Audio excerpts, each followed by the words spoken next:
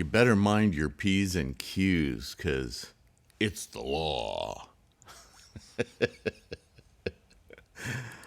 Hello, everyone. Namo Myoho Renge Kyo. Namo Myoho Renge Kyo. Namo Myoho Renge Kyo.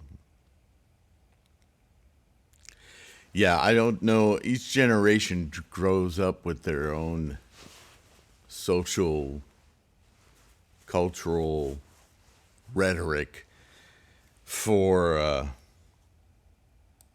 enforcements, whether they be moral or ethical or just social constructs. I guess they all are. I grew up in a time when the word law was used, whether it was cowboy shows and movies, the sheriff, he was the law in town. It was always about enforcement. And maybe that's because I grew up in a very Catholic area. Maybe it has, religion has influenced every part of our world society so much. It's only after really getting into studying Buddhism and realizing, awakening my Buddha mind that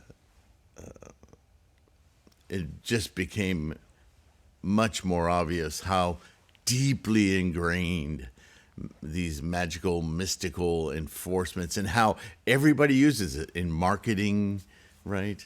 In campaigns. It's everywhere. It's so insipid.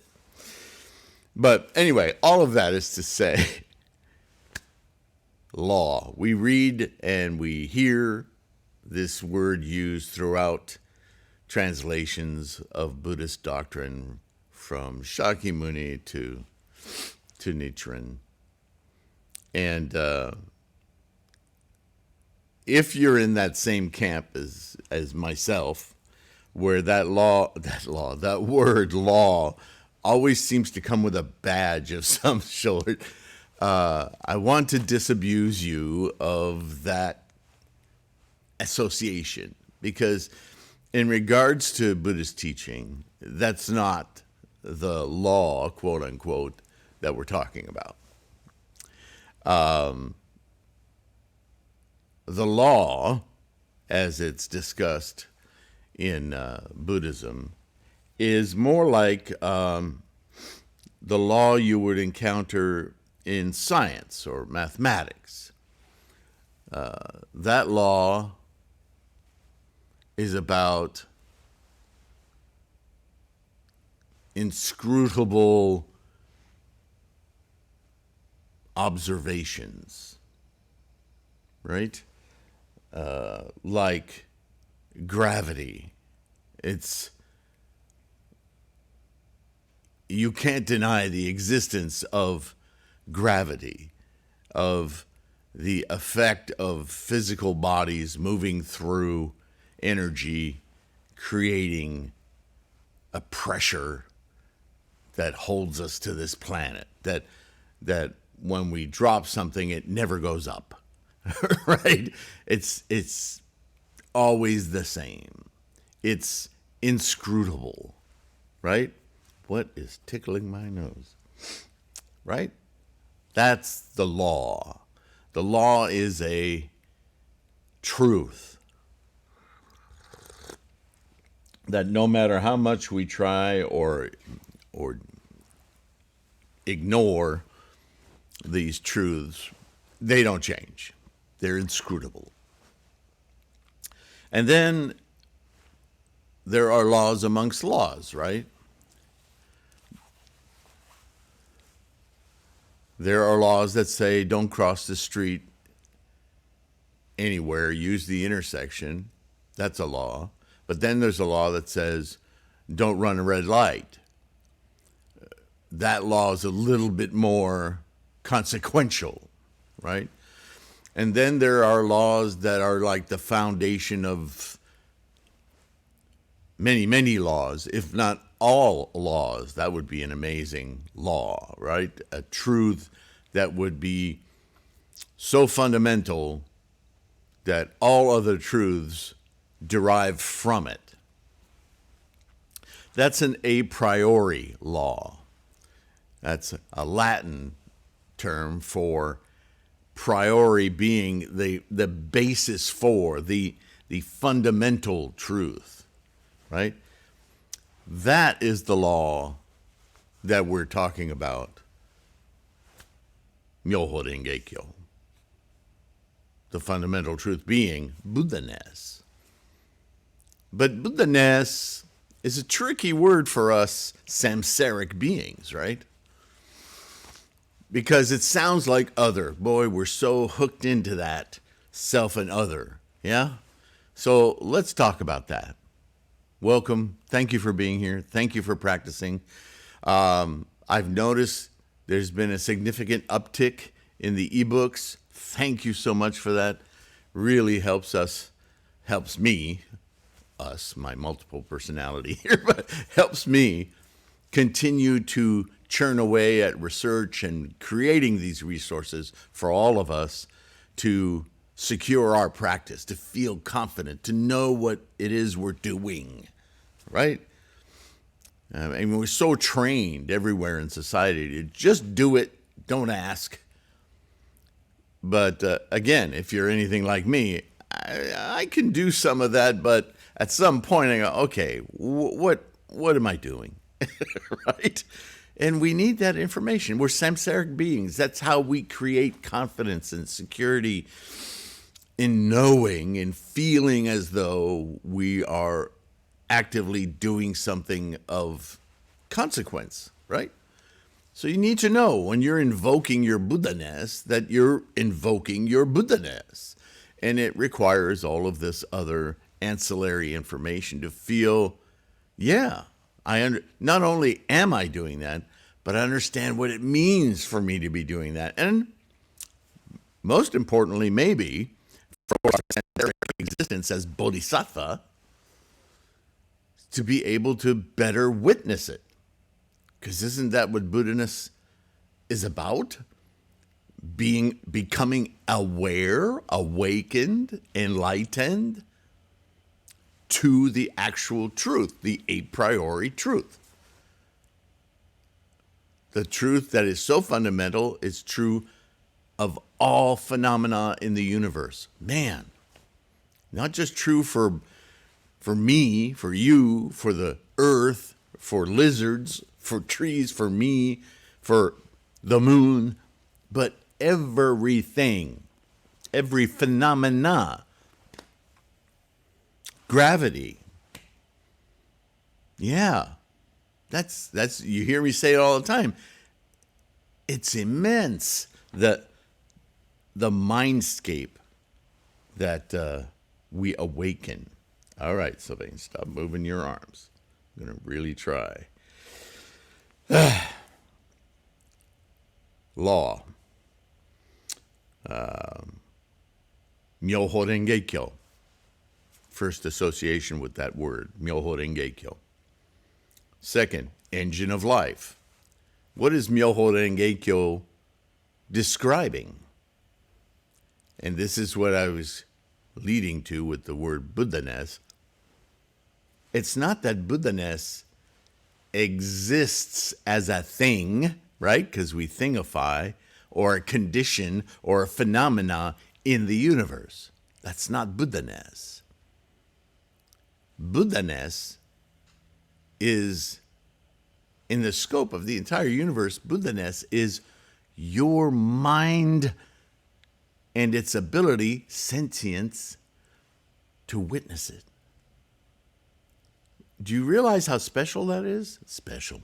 How unique that is. Right? The moon can't do it. The solar system can't do it. The galaxy cannot do it. All of the energy in the universe cannot do it, albeit through your sentient mind.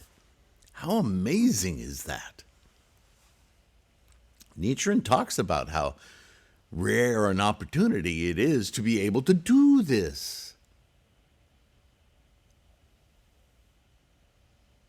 That's quite something. The engine of life is the truth of all phenomena, But what does that matter if no one witnesses it? Tree falls in the wood. Does it make a noise if no one's around to hear it?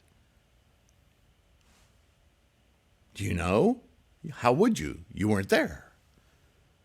The witnessing, the observation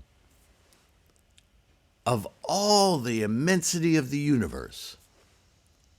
It comes down to you and I to observe this process. What other purpose could our formations be? Right? The big question, why am I here? What am I doing here? Who am I? You are the observer of life itself. You can't put a price tag on that. You can't market that at Walmart or Amazon. Right? That's unique.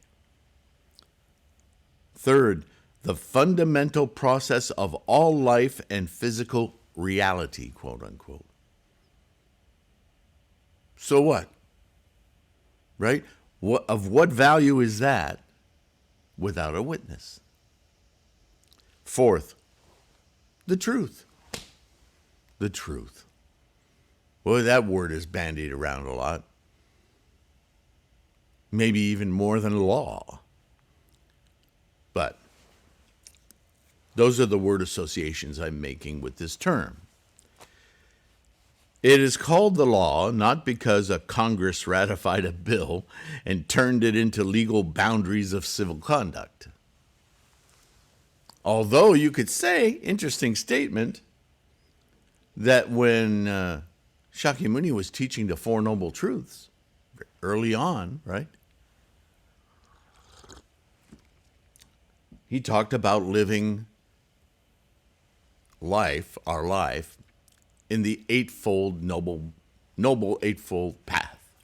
He had 8 categories of observation, not of Buddha-ness, but observation of our own samsaric behavior that we could, begin to witness how we are affected by and effect the process of life. See, it was the kernel of this truth was always there. But he was just taking it step by step, right? Training people. And if you read the Noble Eightfold Path about behaviors, ultimately you'll get to the behavior of introspection, meditation, awakening. Awakening what? Our observation, our truthful observation, our unbounded observation. Right? Samadhi.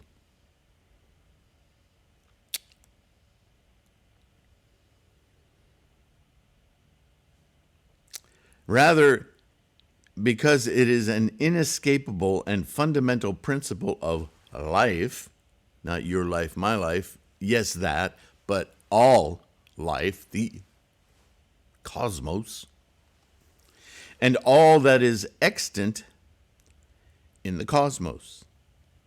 As an adjunct term often used in our study materials, I have substituted or added the term a priori, which I just discussed with you. A priori, in the book, is, we use it as an adjective.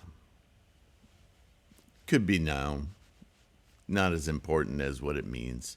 1, proceeding from a known or assumed cause to a necessarily related effect, deductive. Okay? You drill down to get to the a priori, the source, the beginnings of, right?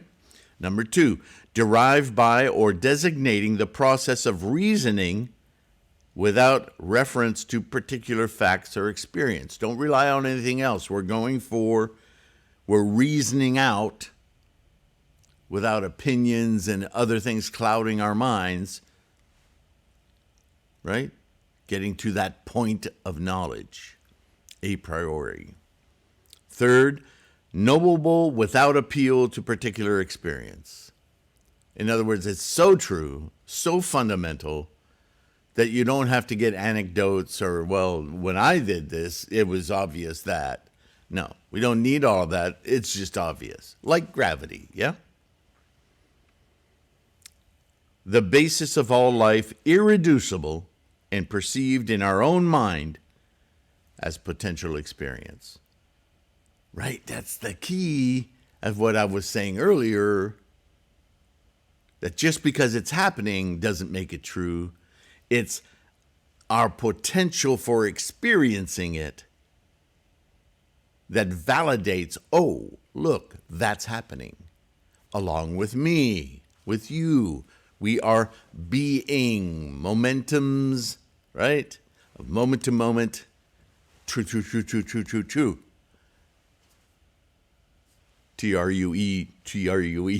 not choo-choo. That sounds like a train. Well, our freight train of karma. Anyway, it's all clouding together now. All right, so law. I hope I cleared up any. It's really, and maybe just me as I started this video. I kept reading that word in translations, and my mind kept going to like the DMV or court, like there was judgment going on. Again, could be the religious influence, but I had to keep pushing that out of the way because that's not what we're talking about, right? That could be an interesting conversation, though, because once you get to a fundamental truth, it is kind of like that because we're all kind of working against it, ignorant that we're working against it, but till you get it, that's when you realize all the obstacles you've created for yourself to get it. Anyway, I'm talking in circles now, but law. We don't practice the law. We practice training our sentient mind, our Gohonzon mind, to witness, experience, know, Buddha wisdom, the law, right? It's really quite simple, but boy, language, we can circle around it for days, right? All right. There's really nothing else to say on this. If you have any questions or something I glaringly missed, please use the comments. Let me know. In the meantime, I want to express my deepest gratitude to all of you for supporting this effort. This channel, and there's a video on the homepage of this channel that helps you, introduces you maybe to, I remember when I first found out that when you went to the home page of a channel like this on YouTube, that little magnifying glass next to the, playlists about, then there's a little magnifying glass, was a search box limited to the contents of the channel. That was such a revelation when I figured that out. Because if you try to use the search at the top of the page, you're searching the world of YouTube, and that's rabbit hole time, yeah? And there's a lot of videos on this channel. So if you do a search, you'll get a result set, if your search word is something like karma, you're going to get a lot of videos. But still, you can scale, or you can scroll through those videos with their titles and descriptions and have a much quicker, method of zeroing in on one or a few videos that would be helpful for whatever you think you're looking for in regards to that term. Whereas you can't scroll through all the videos on this channel in the hopes of finding anything, right? That's why I made playlists for those of you who are just interested in understanding the Lotus Sutra. Lotus Lectures goes through every single chapter of the Threefold Lotus scripture, right? And others like that. But you have that search. You can look for a term and you'll find, different ways of getting at that term and understanding it. Anyway, I got off track again. But my gratitude is for your support in not only doing that, using the channel, but many of you have been going to threefoldlotus.com, which has a lot of free information, and the ebooks page. And you've been picking up ebooks. And I'm so gratified that, especially with this reference book, that this resource is so accessible that you guys can get the support you need to practice correctly and bolster your confidence, so we know what we're doing. Yeah. So I'm really happy about that, because the Lulu bookstore has been there for a long time and will remain, because some of us like print books, but it's gotten so expensive. Not only purchasing the book, printing it, but shipping it, which to some of you, because our Sangha is worldwide, I hope you all know that. For some, it's almost impossible to have this stuff shipped out. So with the ebooks, we have a much greater engagement. So I thank you so much for using that. Yeah. And then, of course, for the patrons who are doing monthly donations through, or even one-time donations. It doesn't have to be a lot, but it adds up. And some of you are very generous, and I'm so grateful for you, through Patreon, right? All these videos exist there, too. So there's a second resource, or avenue, and direct through PayPal. So, yeah, you guys are awesome. Bodhisattvas, really, which we all are, bodhisattvas of the earth. But I mean, you are engaging as bodhisattvas, helping all of us, right? So thank you for that. And now I'll shut up about it, but I needed to thank you guys for that. And please take care of your health, right? That's part of being kind to yourself and making it so you can enjoy your practice, because why else would you do it? Yeah. So thank you. Take care of your health. Be kind to yourself to begin with. Once that happens, you'll start offering kindness to others without having to force yourself, right? It'll just happen. Keep your practice strong, as you all are. You have my gratitude and deep respect. Because as simple as this practice is, it ain't no cakewalk, yeah? It takes work. But that's life, yes? So congratulations, and bye for now.